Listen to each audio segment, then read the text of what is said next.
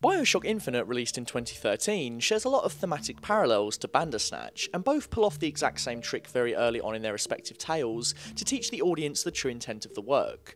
So in BioShock Infinite, you, as protagonist Booker DeWitt, are goaded into throwing a ball at an interracial couple who have been tied up and scorned by the public.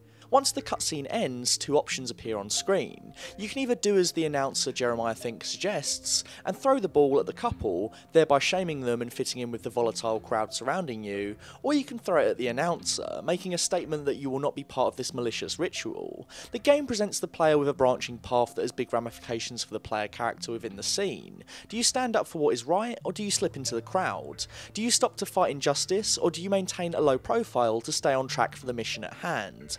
Except as soon as you make your decision, you are intercepted by police and a fight ensues. No matter what you picked, you never get to throw the ball. The exact same thing happens in Bandersnatch. Very early on, Mohan tells Stefan that he wants to do business with him and offers him the chance to work on the game in their offices at Tuckersoft. As the viewer, you can either accept or refuse his offer, and tell him that you will instead complete the game at home. This is a pretty significant choice to make, and just like in BioShock, the viewer must feel the weighty outcomes of such a decision in the very few seconds they have to make it. Equally, they might feel just as shortchanged to find out that the choice doesn't matter, that Stefan must always finish the game at home, and choosing to accept just sends you on a wild goose chase back to the correct way of doing things. Of course, this isn't entirely true of BioShock. The game records your choice, and depending on what you picked, you will either bump into the couple or Jeremiah Fink's assistant, but they both reward you with gear. In terms of theme, this doesn't change anything. Who gives you the gear doesn't really matter, and this one-time item drop doesn't affect anything in the story going forward, nor will it barely affect your gameplay, let's be honest.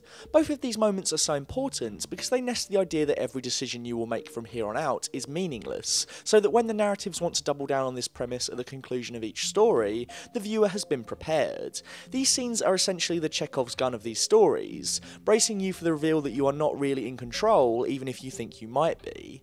That no matter how much choice you are given, no matter how much power you have to affect things in both of these interactive worlds, there is still a path from which you can never deviate.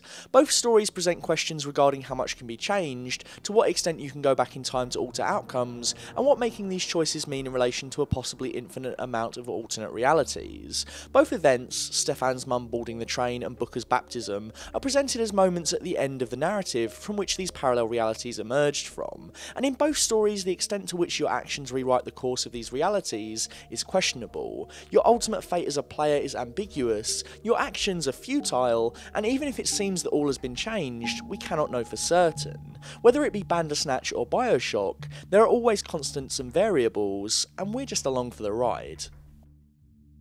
So to change it up a bit, why don't you check out one of our other video essays? Alternatively, you can still go down the movie route, but that movie's gonna be a bit different now.